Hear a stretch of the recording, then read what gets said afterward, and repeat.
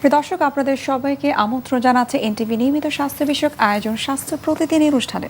আপনাদের সাথে রয়েছে আমি পুষ্টিবিদ নুসরাত জাহান দীপা।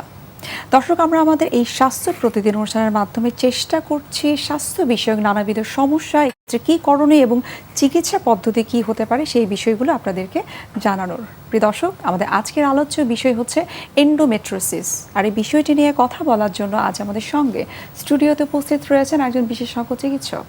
অনুষ্ঠানের শুরুতেই চলুন দর্শক আমরা পরিচিত হয়ে নিই আমাদের সেই অতিথির সঙ্গে। ডাক্তার ফারজানা দিবা 1976 সালের অক্টোবর মাসে বগুড়া জেলায় জন্মগ্রহণ করেন। তিনি 2000 সালে ঢাকা মেডিকেল কলেজ থেকে MBBS ডিগ্রি অর্জন করেন। এরপর তিনি চিকিৎসা বিজ্ঞানে উচ্চতর FCPS ডিগ্রি লাভ করেন। বর্তমানে তিনি বঙ্গবন্ধু শেখ মুজিব মেডিকেল বিশ্ববিদ্যালয়ে ইনফার্টিলিটি বিভাগে সহযোগী অধ্যাপক হিসেবে কর্মরত। ম্যাম, আপনাকে স্বাগত আমাদের আজকের অনুষ্ঠানে। ধন্যবাদ আমাকে আমন্ত্রণ জানানোর জন্য। ম্যাম, এন্ডোমেট্রিওসিস এই টার্মটার সঙ্গে অনেকেই পরিচিত নয়। আপনার কাছ থেকে আমরা এখন একটু জানবো যে এই এন্ডোমেট্রিওসিস বলতে আসলে কি বোঝায়। অনেক এন্ডোমেট্রিওসিসের রোগী আমরা পাই, কাজেই এটা আস্তে আস্তে কিন্তু পরিচিতি লাভ করছে। এটাকে আমরা যদি সাধারণ ভাষায় বলি, এটাকে চকলেট সিস্ট বলা হয়। এক্ষেত্রে দেখা যায় যে অনেক রোগী মাসিকের ব্যথা নিয়ে অনেক সময় আমাদের কাছে আসে, তীব্র পেটে ব্যথা। এই পেটে ব্যথার জন্য অনেক সময় স্কুলে যেতে পারছে না, অফিস মিস করছে, অথবা দেখা যাচ্ছে যে ডাক্তারের শরণাপন্ন হতে হচ্ছে। সেসব ক্ষেত্রে অনেক ক্ষেত্রেই দেখা যায় যে আল্ট্রাসোনোগ্রাফি করলে আমরা এক ধরনের স্পেশাল সিস্ট পাই, যেটাকে এন্ডোমেট্রিওসিস বলে। এই এন্ডোমেট্রিওসিস আসলে কাদের ক্ষেত্রে বেশি হয় বা কারা ঝুঁকিতে রয়েছে সব থেকে বেশি? তারা হচ্ছে বন্ধ্যাত্বের রোগী, যারা বন্ধ্যাত্ব সমস্যায় ভুগছেন এবং সেই সাথে পেটে ব্যথা, মাসিকের সময় অতিরিক্ত পেটে ব্যথা থাকে, তাদের ক্ষেত্রে কিন্তু এন্ডোমেট্রিওসিসের সম্ভাবনা বেশি থাকে। এন্ডোমেট্রিওসিসের কোনো নির্দিষ্ট বয়স নাই, তবে এটা বলা হয় রিপ্রোডাক্টিভ এজের অসুখ, অর্থাৎ মাসিক শুরু থেকে শেষ পর্যন্ত যে কোনো সময় এন্ডোমেট্রিওসিস হতে পারে। ম্যাম, বিয়ের পরেই কিন্তু বোঝা যায় যে তিনি বন্ধ্যাত্বজনিত সমস্যায় ভুগছেন, কিন্তু এই সমস্যাটা নিশ্চয়ই তার আগে থেকেই শুরু হয়। তো এই ক্ষেত্রে কি কি লক্ষণ থাকে? আসলে বন্ধ্যাত্বর সময় যখন মেয়েটা এন্ডোমেট্রিওসিস নিয়ে আসে, তখন বেশিরভাগ ক্ষেত্রে মেয়েটার কমপ্লেইন থাকে বন্ধ্যাত্ব, যেটা বিয়ের পরে নিয়ে আসে। আর অনেক ক্ষেত্রে আমরা কিছু দেখা যায় যে অল্প বয়সী মেয়ে পাই, অবিবাহিত মেয়ে পাই, যাদের ক্ষেত্রেও কিন্তু এন্ডোমেট্রিওসিস পাওয়া যায়। এরা প্রথমত যে সমস্যাটা নিয়ে আসে, তলপেটে প্রচণ্ড ব্যথা এবং মাসিকের সময় সেটা তীব্র হয়। মাসিকের দিনগুলো যত অ্যাডভান্স হতে থাকে, অর্থাৎ মাসিকের প্রথম দিনের ব্যথার চেয়ে সপ্তম দিনের ব্যথাটা অধিক বেশি থাকে, এবং দেখা যায় যে এই ব্যথাটা এত তীব্র যে এরা আর অন্য কাজ করতে পারে না, এই সময়টা বিছানায় কাটাতে হয়। এরপরে ব্যথা অবশ্য কিছুটা রিলিফ হয়, কিন্তু সারা মাস জুড়েই কিন্তু একটু একটু ব্যথা থাকে। অনেকে প্রস্রাব পায়খানার সমস্যা নিয়ে আসে আমাদের কাছে, দেখা যায় যে প্রস্রাবে অসুবিধা অথবা পায়খানার রাস্তায় ব্যথা মাসিকের সময়। অনেক ক্ষেত্রে দেখা যায় যে এই রোগীগুলো তলপেটে, শুধুমাত্র তলপেটে ব্যথা নিয়েই প্রেজেন্ট করে। অনেক সময় স্বামীর সাথে সহবাসী অনেক সময় ব্যথা হতে পারে। ম্যাম, এক্ষেত্রে আপনার পরামর্শ কি যে যাদের খুব বেশি ব্যথা হয় তাদের আসলে ডাক্তারের পরামর্শ নেওয়া উচিত কিনা? আসলে এটা একটা ন্যাচারাল প্রসেস, মাসিকের সময় একটু ব্যথা হবেই। কাজেই আমরা চিন্তা করব যে একটু রেস্ট নিলে, একটু হালকা একটু ব্যথার ওষুধ খেলেই ভালো হয়ে যাবে।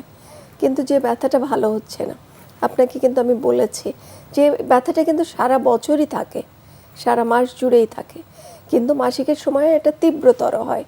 কাজেই যে বাসাটা মাসিকের সময় এত বেশি তীব্র হয়, যেটা কাজকর্মকে হ্যাম্পার করছে, সেটা 1 নাম্বার।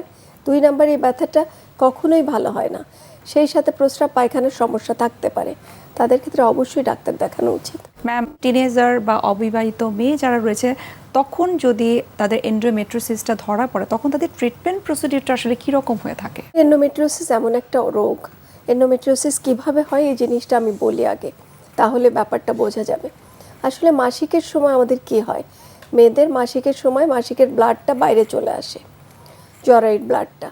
অনেক ক্ষেত্রে এই ব্লাডটা উল্টা দিকে টিউব দিয়ে গিয়ে পেটের ভিতরে জমা হয়, অনেক সময় ওভারিতে জমা হয়, অনেক সময় পেটের ভিতরে জমা হয়। এটা আস্তে আস্তে একটা সিস্ট ফর্মেশন করে, একটা পর্দার ভিতরে অনেকগুলো ব্লাড জমা হয়ে থাকে, এটাকে বলে চকলেট সিস্ট। এই চকলেট সিস্ট আর কিছুই নাই, এটা এন্ডোমেট্রিওসিস। কাজেই মাসিক যতবার হবে চকলেট সিস্ট কিন্তু বড় হতে থাকবে, কাজে এটা প্রোগ্রেসিভ ডিজিজ, আস্তে আস্তে বাড়বে। কাজে ছোট বাচ্চাদের বা যেগুলো কিশোরী মেয়েদের যখন হয় বা আমাদের কাছে আসে, আমরা কিন্তু সরাসরি কখনোই সার্জারিতে যাই না। আমাদের টার্গেট থাকে মেয়েটাকে একটু রিলিফ দেওয়া, সেটা ব্যথার ক্ষেত্রে, ব্যথার জন্য যদি মেয়েটার দৈনন্দিন কাজকর্ম হ্যাম্পার হতে থাকে সেক্ষেত্রে, আর কিছু কিছু ক্ষেত্রে ডিজিজটা যাতে প্রোগ্রেস না হয় সেক্ষেত্রে আমরা কিছু ওষুধ ইউজ করি। ব্যথার জন্য আমরা কিছু মাইল্ড পেইন কিলার ইউজ করি, ব্যথার নাশক ওষুধ। আর যদি এটা প্রোগ্রেস স্টপ করতে হয় সেক্ষেত্রে অনেক ক্ষেত্রে আমরা কিছু ওষুধ ইউজ করি যেটাতে মাসিকটাকে বন্ধ করে রাখতে হয়। এটা হতে পারে মাসের পর মাসে, কিছু কিছু ক্ষেত্রে 6 মাস 9 মাস বছরখানেক পর্যন্ত আমরা মাসিক বন্ধ করে রাখি।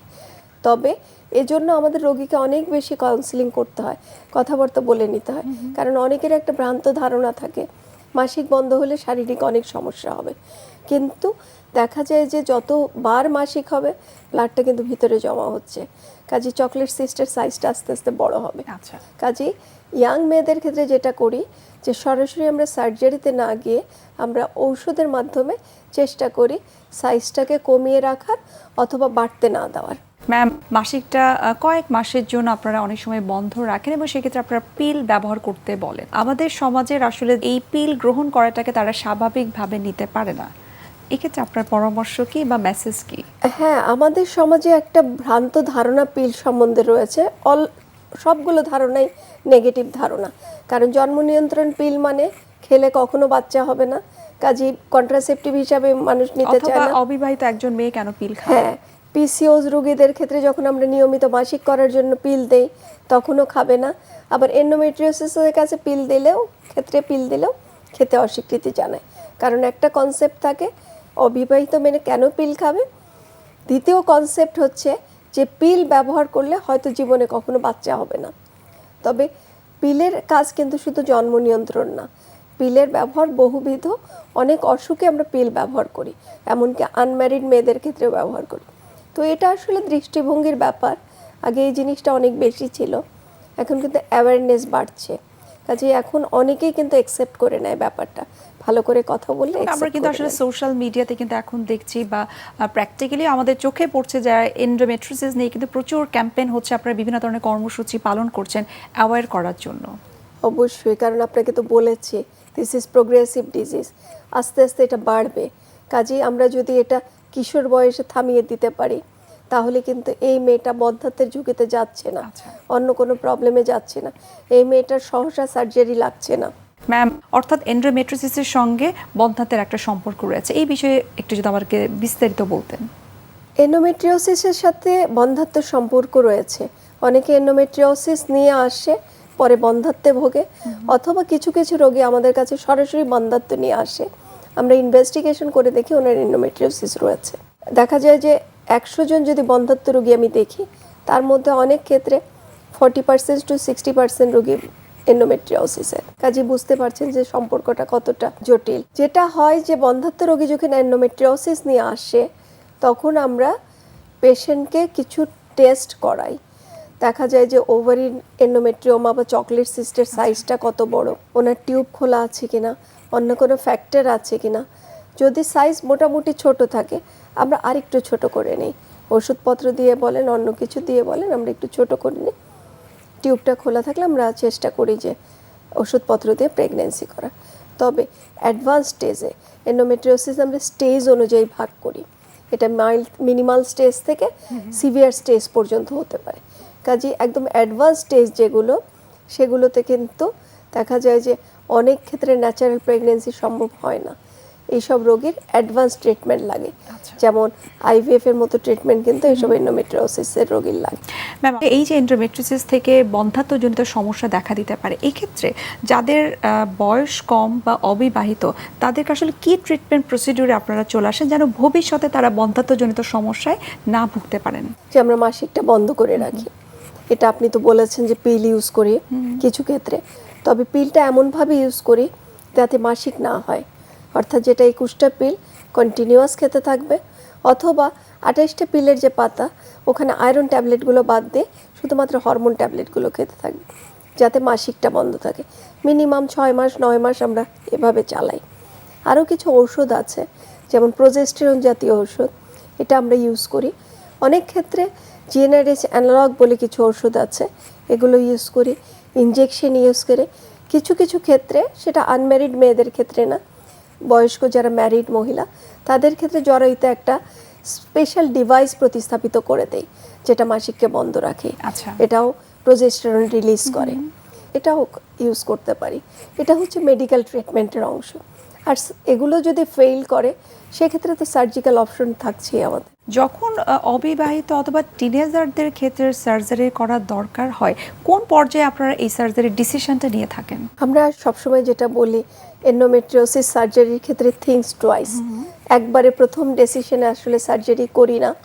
বিশেষ করে ইয়াং মেয়েদের ক্ষেত্রে এন্ডোমেট্রিওসিস সার্জারি করলেও এটা রিকারেন্স রেট অনেক বেশি, অর্থাৎ 6 মাস 9 মাস 1 বছরের মধ্যে এই রোগটা কিন্তু ব্যাক করবে। আচ্ছা। 50 to 60% ক্ষেত্রে কিন্তু ব্যাক করবে। কাজেই যখন ব্যাক করবে সেক্ষেত্রে কিন্তু মেয়েটাকে যে প্রথম সার্জারি করেছি তাতে কিন্তু ওভারির উপরে কাজ করতে হয়েছে, কারণ এই সিস্টটা মেইনলি ওভারিতে গ্রো করে। ওভারি মানে ডিম্বাশয়। মেয়েটার ও ডিম্বাশয়ে যখন আমরা হাত দিই, ডিম্বাশয়ের কিছু অংশ সিস্টের সাথে কিন্তু ফেলে দিতে হচ্ছে, ডিম্বাশয়টা নষ্ট হচ্ছে। সেকেন্ড সার্জারি যদি করতে হয়, ওই ডিম্বাশয় রাখা আমাদের জন্য কঠিন হয়ে যায়। সেই ক্ষেত্রে ডিম ছাড়া কিন্তু একটা মেয়ের বাচ্চা হবে না, বা এটা খুব কঠিন যে ওভারি সংরক্ষণ করে এন্ডোমেট্রিওসিস সার্জারি 2-3 বার করা। সেক্ষেত্রে ওভারিন রিজার্ভ যেটাকে বলে, অর্থাৎ ওভারির যে বাচ্চা হওয়ার ক্ষমতা ওটা আস্তে আস্তে কমতে থাকে। শুধু বাচ্চা না, হরমোনের যে প্রবলেমগুলো হয় ওভারি না থাকার কারণে, সেগুলোও কিন্তু এই সার্জারির কারণে হতে পারে।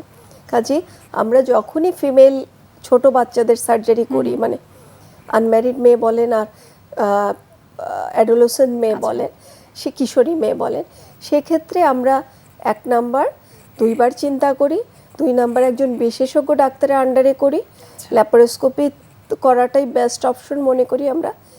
আর 3 নাম্বার হচ্ছে যে একজন বন্ধ্যাত্ব বিষয়ক বিশেষজ্ঞর মাধ্যমে সার্জারি করলে সার্জারিটা ভালো হয়, বা সিনিয়র সার্জনকেই বা ব্যবহার করতে হবে। ম্যাম, আমরা আরও বিস্তারিত জানবো এই এন্ডোমেট্রিওসিস সম্পর্কে, তবে তার আগে আমরা একটু দেখে নিচ্ছি আমাদের স্বাস্থ্য প্রতিদিনের নিয়মিত আয়োজন কি খাবেন কেন খাবেন এই সেগমেন্টে। প্রিয় দর্শক, আপনারা দেখছেন এনটিভি নিয়মিত স্বাস্থ্য বিষয়ক আয়োজন স্বাস্থ্য প্রতিদিন এই অনুষ্ঠানটি। এই পর্যায়ে আমরা দেখে নিচ্ছি বিভিন্ন খাদ্যের পুষ্টি গুণাগুণ নিয়ে আমাদের পুষ্টিবিদের পরামর্শ।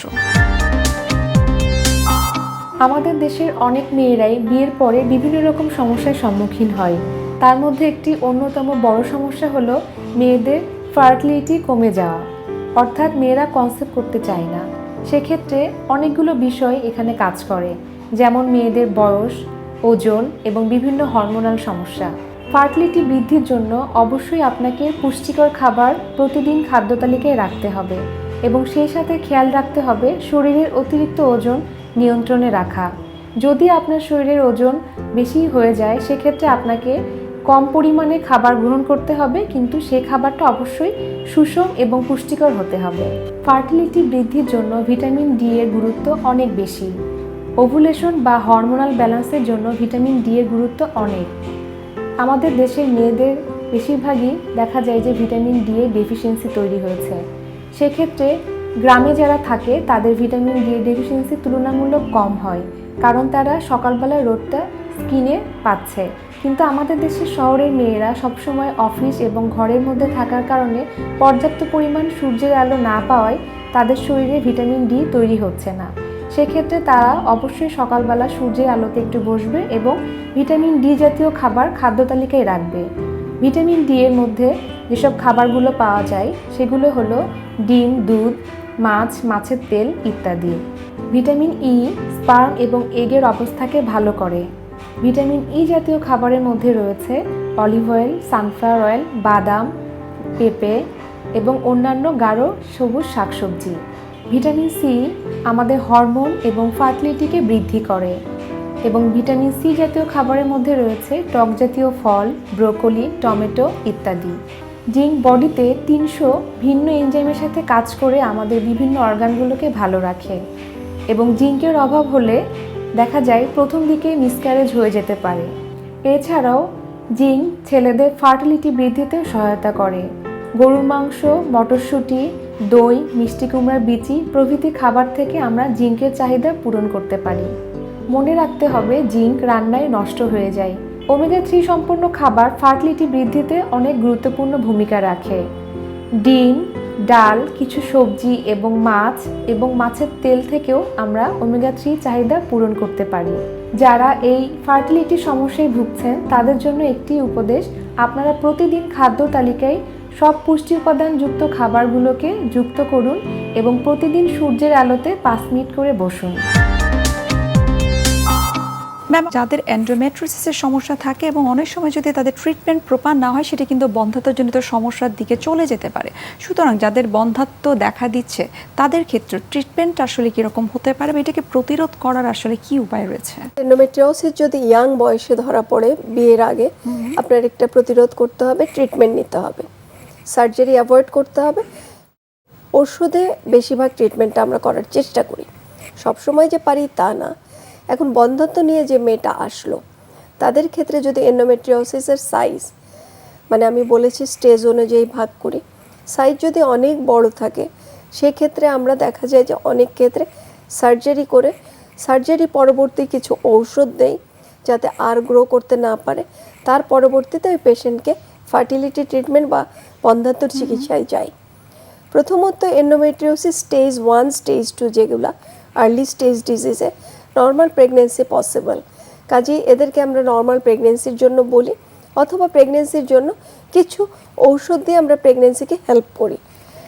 আর যদি এটা স্টেজ 3-4 হয় সেক্ষেত্রে আমি আগেই বলেছি ট্রিটমেন্ট কিন্তু অনেক ক্ষেত্রেই অ্যাডভান্স ট্রিটমেন্ট লাগে।